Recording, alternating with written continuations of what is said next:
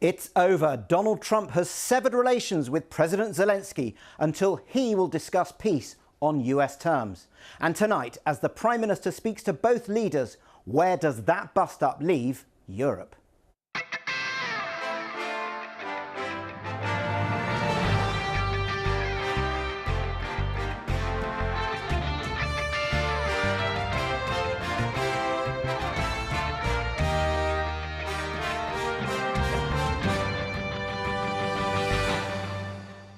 Good evening. This is Newsnight, brought to you live every weeknight from Broadcasting House with the best insights and interviews. Well, I've been a journalist for 35 years and have been to the White House on countless occasions. And I can tell you that I have never seen a spectacle like this. The President and the Vice President of the United States turning publicly on the democratically elected leader of a country that is, technically at least, an ally. A planned press conference was cancelled and President Zelensky was reportedly kicked out of the White House. It didn't take long for a succession of European leaders to tweet in solidarity of the Ukrainian president. We had to wait a little bit in this country, but in the last half hour, we heard that the Prime Minister has spoken to both presidents. A Number 10 spokeswoman said that Keir Starmer offered unwavering support for Ukraine and is doing all he can to find a lasting peace, crucially based on the sovereignty and security for Ukraine. So tonight, we will assess that unprecedented Oval Office showdown and ask, is Europe now on its own in protecting Ukraine? On this momentous night, we have assembled a transatlantic panel of the finest geopolitical minds. We are joined here in the studio by the Trumpian world whisperer, Gabriel Gatehouse, and the well-travelled foreign correspondent, Sam Kiley. From Portsmouth, we are joined by the former Defence Secretary, Penny Mordaunt. From across the pond in Washington, Carla Sands, former ambassador to Denmark in Donald Trump's first term, and the Politico White House reporter, Sophie Kay. Before we see those remarkable scenes, I'm going to turn to my two veteran foreign correspondents. Sam Kiley, what did you think of that? Well, your question at the top there was, what are the Europeans going to do about this?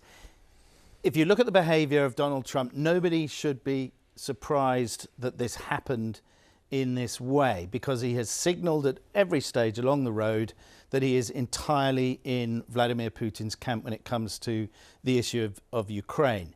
What we couldn't anticipate was the level of kind of schoolboy bullying that went on with him and J.D. Vance, the vice president, chucking out lie after lie, disinformation, right-wing algorithmic tropes that I've seen on the internet, a whole lot of nonsense to provoke Zelensky, who, let's face it, was a bit thin-skinned, but not surprising that he's thin-skinned since he lives in fear and Putin did try to kill him and probably his family too. Gabriel, we should be surprised and not surprised. What am I thinking? Oh, some known unknowns, Donald Rumsfeld, all that sort of stuff. I mean, that all looks tame compared to what we've got now. I mean, this is a mafia shakedown, right? You've seen The Godfather. Vito Corleone is dead. And instead of the quiet, thoughtful, ruthless one, Michael, we've got Sonny, the blowhard, kind of loudmouth guy who, Vito said should never have been a Don. This is what is going on here. I have thought, I don't know about you, Sam, but I've thought for many years that in my lifetime I would see the United States of America become a rogue state. And I think that's what's just happened. Wow, well, we have two foreign correspondents in. It's an element of shock. So, look, thanks for that. Well, here it is, that unprecedented Oval Office showdown. What kind of diplomacy, JD, you are speaking about? What do you mean? I'm talking about the kind of diplomacy that's going to end the destruction of your country. Yes, but if you Mr. President, with respect, I think it's disrespectful for you to come into the Oval Office and try to litigate this in front of the American media. Right now, you guys are going around and forcing conscripts to the front lines because you have manpower problems. You should be thanking the President for trying to bring an end to this conflict. Have you ever been to Ukraine that you say what problems we have? I have been to. Come once. I've actually watched and seen the stories, and I know what happens is you bring them on a propaganda tour, Mr. President. Do you disagree that you've had problems bringing people into your military? And do you think that it's respectful to come to the Oval Office of the United States of America and attack the administration that is trying to prevent the destruction of your country? A lot of questions. Let's start from the beginning. Sure. First of all, during the war, Everybody has problems. Even you, but you have nice ocean and don't feel now, but you will feel it in the future. God bless. You don't know that. God bless. You don't God know bless. that. You will not have a war. Don't tell us what we're going to feel. We're trying to solve a problem. Don't tell us what we're going to feel. I'm not telling you. Because I'm you're in no answering on this position to question. dictate that. That's Remember exactly what this. you're doing. You're in no position to dictate what we're going to feel. We're going to feel very you will good. Feel influence. We're going to feel very good and very You strong. will feel influence. You're right now not in a very good position. You've allowed yourself to be in a very bad position, and he happens to be right about it. From the very beginning of the war. You're not in a good position. You don't have the the cards right now. With us, you start having not cards. playing cards. But right now, you don't. I'm You're very playing serious, cards. Mr. President. You're I'm playing very cards. serious. You're I'm gambling the with the president lives in of war. millions of people. You think- You're gambling with World War do you- III. what do you You're think gambling about? with What do you World think War about? III. And what you're doing is very disrespectful to the country, this country. That's with back all to you. respect to your Far country. more than a lot of people said very they respect. should have. Have you said thank you once this A lot entire of meeting? times. No, in this Even entire meeting, today. have you said thank Even you? today. You went to Pennsylvania and campaigned for the opposition in October. Offer some words of appreciation for the United States of America and the president who's trying to save your country. Please, you think that if you will speak very loudly about the war, you He's can... not speaking loudly. He's not Yeah. speaking loudly. Your country's Can I- in big can- trouble. can I Wait a answer? minute. No, Can You've I done a lot answer? of talking. Your country is in big trouble. I know. You're not I winning. know. You're not winning this. You have a damn We- good chance of we are coming out staying- okay because of Mr. us. President, we are staying in our country, staying strong from the very beginning of the war. We've been alone, and we are thankful. I said thanks You haven't in been this alone. cabinet, You and haven't not been only alone. in this We cabinet. gave you, through I this said thank stupid you. president, $350 billion. You voted we gave for you your military president. equipment, You and you voted men for are your brave, president. but they had to use our military. What about if you didn't have You our invited military me- equipment, You invited if me you to didn't speak. have our military equipment, this war would have been over in 2 weeks. In 3 okay? days, I heard it from Putin. In 3 days, this is something Maybe new. less. In 2 weeks, of course he It's has. going to be a very hard thing to do business like this. I tell you. Just say thank you. I said a lot of accept times that there, thank you accept to that, American people. accept that there are disagreements, and let's go litigate those disagreements rather than trying to fight it out in the American media when you're wrong. Sophia, you are in Washington. You walk the corridors of power. What on earth happened? Look, I think that was a surprise to all of Washington, and it was especially a surprise to the Trump White House. I think they approached today as an opportunity to get the deal signed, and they even had a signing ceremony with a lunch planned afterwards. I think, look, the thing you have to understand about President Trump and the Vice President Vance is that they're all about respect. And, you know, I think like the minute that they feel disrespected, then things really start going downhill. You know, post-explosion, the White House is sort of trying to say that Trump was frustrated by Zelensky's demands or asks for more security guarantees. But I think, look, I mean, this was a moment that Vice President Vance said shouldn't have happened in front of the American media. But I think Trump, in a Truth Social post afterwards, has said, I'm glad that people are able to see the internal dynamics happening. And this is really extraordinary, I should emphasize, just a really remarkable moment today in Washington. Carla Sands, you have an insight into the thinking of the Donald Trump world. It looked to me like Vice President Vance was up for a bit of a fight. But Donald Trump, we saw how angry he was. He perhaps hadn't prepared that. It struck me the moment that really sort of hit a nerve for Donald Trump was when President Zelensky said, oh, you've got an ocean between you and Europe. You don't need to worry. And Donald Trump said, don't lecture me. What do you think went on? How did that happen? Well, that was a veiled threat from Zelensky, and it's not the first time that he has made veiled threats to U.S. diplomats and the prior administration.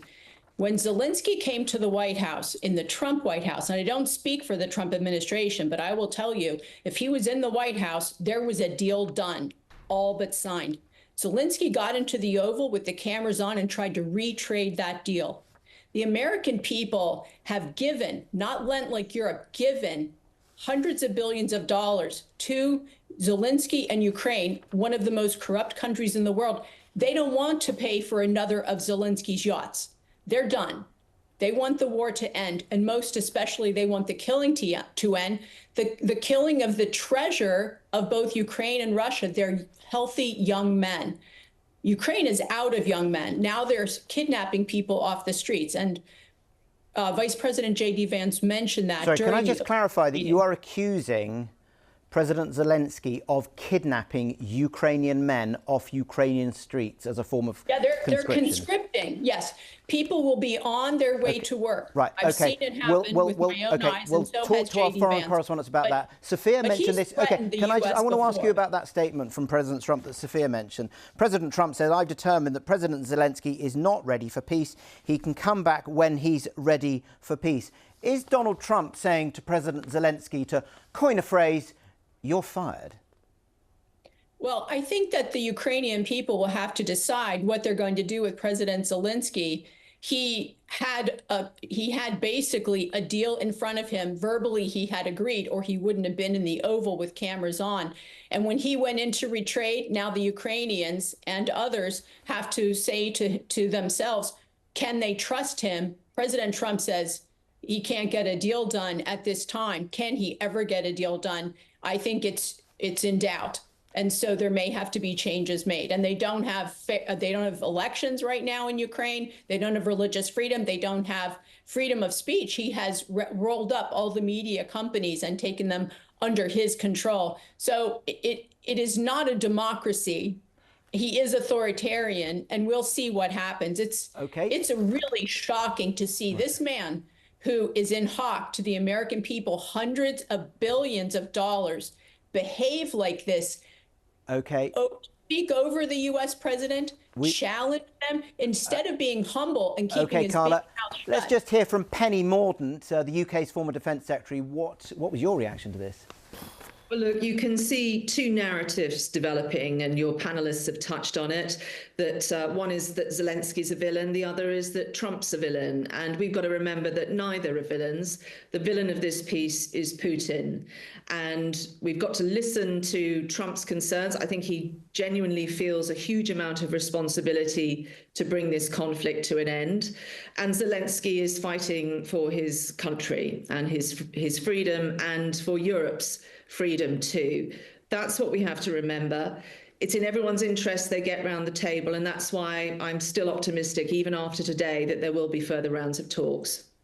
Sam, you were rolling your eyes when Carla Sands was saying that President Zelensky's forces have been kidnapping young men off the streets of Ukraine. Nick, I've spent, I'd say, 24 months out of the last 36 in Ukraine, on the ground, reporting that country, not looking at disinformation being fed through X and other social media platforms, which I'm afraid is very obvious to me. And in fact, J.D. Vance even said that he'd been seeing the films and sort of gestured a phone shape. That's where he's getting his data. It is the case that I think, and I would agree, that there was an element there of Zelensky trying to pull a bit of a fast one and slightly move the goalposts at the last minutes, potentially. Don't think he handled that particularly well. But it is not the case that people are being kidnapped off the streets of Ukraine. That's just a lie. It's not debatable. It's an outright lie. There are conscripts who dodged, who get arrested and taken off, just as it happened in the Vietnam War, the Second World War in this country. It is just straightforward arrest of people who have been conscripted and who failed to turn up. And by the way, the conscription minimum age is 25. It's not the young, it's the older that are getting conscripted. I'm not sure that Zelensky has a yacht. That's another one of these ludicrous tropes out there. And so what you've got reflected in this sort of conversation is a complete lack of understanding. You've got Zelensky living in the real world, in danger every day from Putin, who's dropping bombs on where he lives and on his capital city and the rest of the country. Men and women are dying on the front line.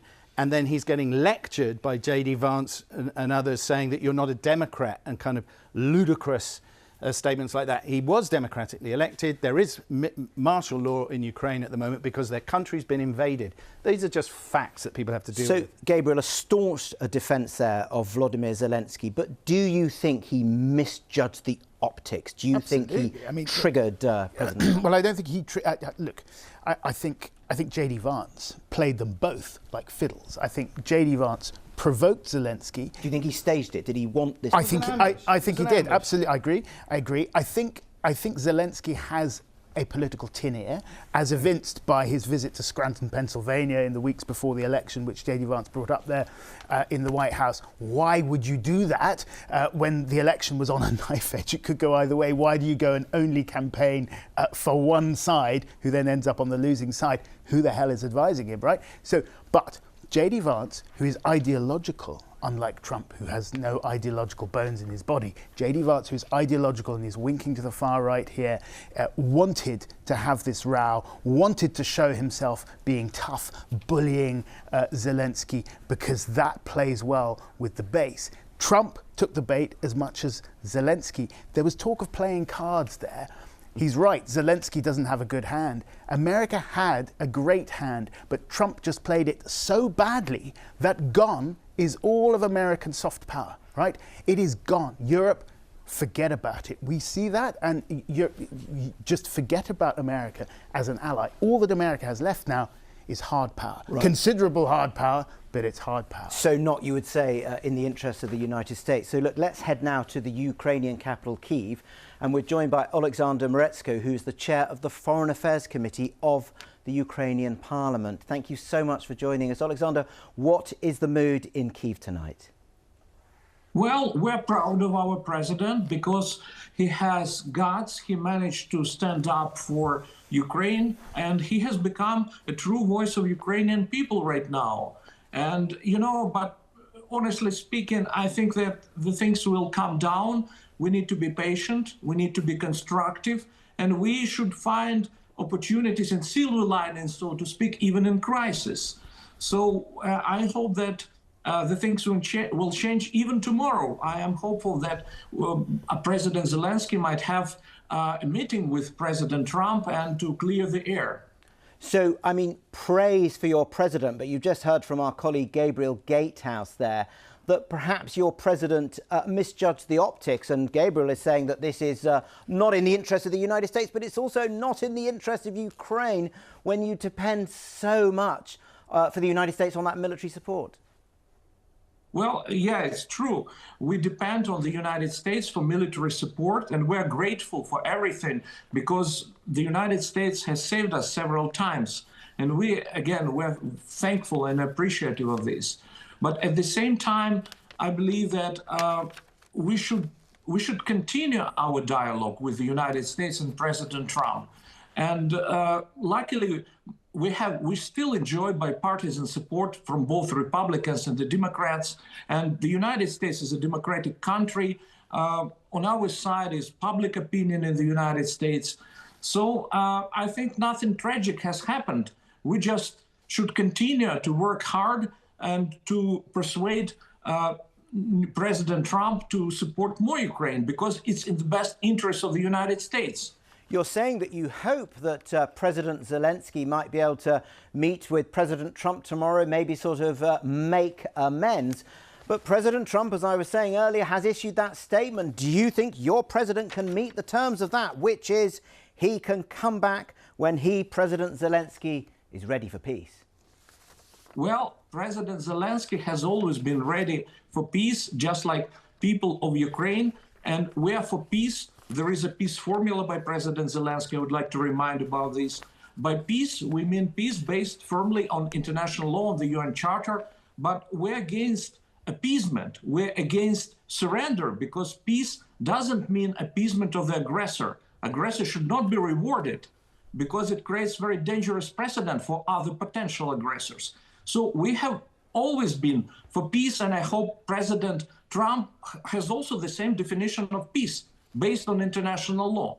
So Carla Sands in Washington, Alexander's there, is saying in Kyiv that he hopes President Zelensky will meet Donald Trump tomorrow. Maybe they can make amends, sounding a little diplomatic, but also saying we can't have appeasement, basically saying that your president wants to appease Vladimir Putin. Do you see the basis for a rapprochement in the next 24 hours? Well, I don't see it. Maybe I'll be surprised, but I think that the show that Zelensky just put on in the Oval Office has been a game changer. If he had agreed to a deal with President Biden's team, which I assure you he did, to have stepped a foot in there with President Trump and cameras on. The fact that he blew this is a really big deal. My heart goes out to the people of Ukraine, but also to the families of the Russians. This war should never have happened, and we've lost beautiful young men on both sides, the treasure of these two nations. President Trump says clearly the killing must stop. And Zelensky foolishly pressed when he had a deal right there on the table that was going to lead to a potential ceasefire. He had to press, I want U.S. troops, I want a security guarantee. He's not going to get it. The best he was going to get was this deal to do some energy cooperation. Okay, let's just put that to Alexander. Carla Sands very clearly saying your president got this all wrong. He created this this bust-up in the Oval Office. Well, I categorically disagree with that. But, you know, let's not concentrate. If we have a crisis, we have two options. The first option is to go down into this spiral of mutual recriminations, emotions, and so on. It's absolutely unacceptable. But there is another option, to use a crisis as an opportunity and to move, to get over this and to move further. So I believe in a more constructive approach. And I believe that President Trump is a strong personality and he can do it. Nothing bad really has happened. And it gives me hope that both presidents will find the way to cooperate. Thank you. Well, look, Alexander Merezko from Kyiv, thank you so much for joining us. In the last few minutes, President Trump has spoken outside the White House. Here's what he had to say. We had a meeting today, as you know, with President Zelensky, and I would say it didn't work out exactly great. From his standpoint, I think he very much overplayed his hand. We're looking for peace. We're not looking for somebody that's going to sign up as strong power and then not make peace because they feel emboldened, and that's what I saw happening. Well, we reported earlier that the Prime Minister has spoken to both President Trump and President Zelensky tonight. But what do today's events mean for Europe? Is the transatlantic alliance over, and are we now on our own in defending Ukraine? Penny, what's your perspective on that? Well, look, Britain has the opportunity to show some real leadership this weekend. If we want to help President Zelensky, not just through the next few days, but years into the future, and we want to stand by Ukraine, they are going to need more from us than warm words on social media. We really do need to wake up and fund defence properly. I think we need an emergency defence preparation programme. We need to plug our capability gaps, and we need to give Ukraine real hard power support so that it can have those security guarantees, which are the only way that we will get a fair peace from this situation. And Penny, let me ask you, you're a great monarchist. You held the sword during the coronation for King Charles III. Should the planned state visit for King Charles to the United Kingdom go ahead after what happened tonight? Absolutely, it should. The United States is still our partner. It wants to work with us. It wants to work with European partners. It's been a difficult day, but we all have to push through that and keep our eyes on the prize, which is a fair and lasting peace in Europe. If we don't do that, and if we don't back it up with hard power, we are going to be in a worse situation in future years, and we will slide into a conflict that will put this in perspective. Sam Kiley, Penny Mordaunt there is saying that we need to increase defence spending, we need firepower. But what about this question? Are we on our own? Does Europe need to think of that umbrella that for the last 80 years has been provided by the United States? We've got to do that umbrella. Yeah, I think that's absolutely clear. That was clear last week after J.D. Vance's appearance at NATO, all of the messaging around NATO. That's kind of done. I think what the next phase is the extent to which this administration is not quite an enemy, but certainly not a reliable ally or even a trustworthy player here. And it was very interesting, that remark just made there by Donald Trump in his red MAGA hat, when he was saying, essentially, and I'm paraphrasing here, Zelensky should not imagine that he can negotiate from a position of strength because of our support. Now, that's always been the position. That is the European position. Very strongly, Penny just repeated it there, has to be from a position of strength. Penny's absolutely right. The Europeans are absolutely right. Keir Starmer's absolutely right. All of that adds up to Europe going it alone in terms of supporting Ukraine. The Trump administration strongly indicates that it is in the Putin camp. Negotiating from a position of weakness is what Putin wants, not what America's allies want. Carla Sands, very strong words there from Sam Kiley, saying that the Trump administration is in the Putin camp and Europe is on its own. Is your fundamental message tonight, Europe, get on, look after your own backyard, we're out of it? Well, first of all, that's the most ridiculous thing I've heard in this whole discussion. Of course, President Trump is not in the Putin camp. He's in the peace camp. He wants peace around the world, and he wants this war specifically to end. And this was always Carla, can I ask you, just out of matter of interest, who started this war? Well, I believe it was Joe Biden saying that if there's a Joe Biden didn't invade. Joe Biden didn't invade Ukraine. No, this is a sort of mad logic that's going on here. How can you think that? Sorry, you're speaking over me. Joe Yeah, Biden of course I am. this war. I learned that from your president. If it's a minor incursion, we're not going to do anything about it. He said, I'm not going to sanction Nord Stream 2, the Russian gas pipeline that my team and I, along with the Trump White House, blocked the entire time I was ambassador in Denmark. And then third, he had the disastrous Afghanistan withdrawal, and Putin saw that, and he saw weakness in the White House. And hey, he was looking at Ukraine. He's not going to let it join NATO. That's not in his interest. What strengths have you seen from the White House regarding Putin since Donald Trump got elected? Have you seen any threat, perhaps, of a little tightening of sanctions, a little bit more military aid to the Ukrainians, anything that would indicate to Putin anything other than you can do what you like? Two things. First of all, President Trump has a very good relationship with every world leader, and he wants it that way, and it should be so. Second, you don't know what's gone on behind the scenes. He has been very tough on Putin and Russia. You have no idea.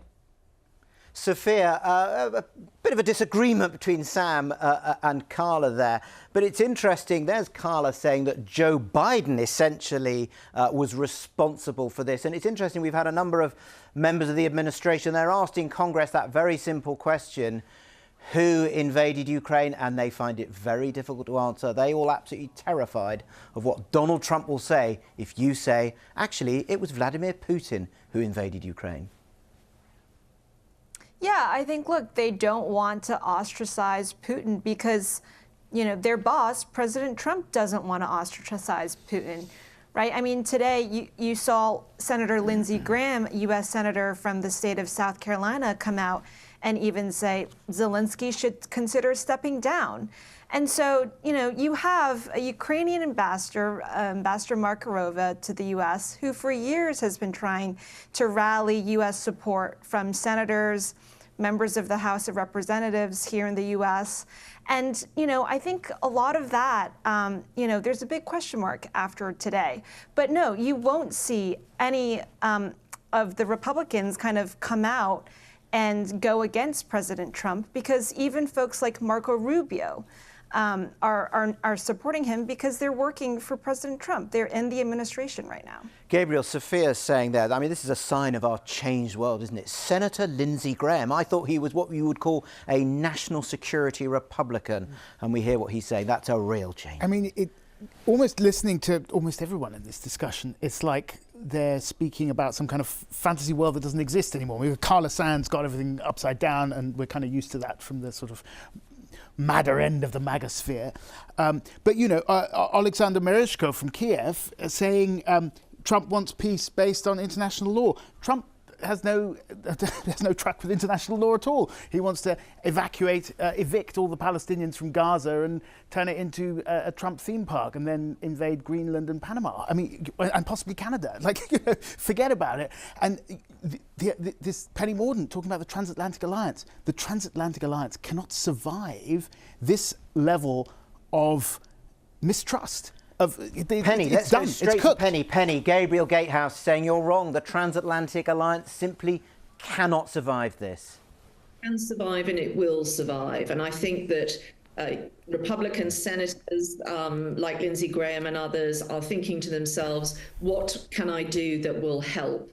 And quite frankly, a lot of the conversation tonight is not things that are going to help. The only thing that will help is to recognize the threat that Putin is, and that the only thing that will stop him is hard power.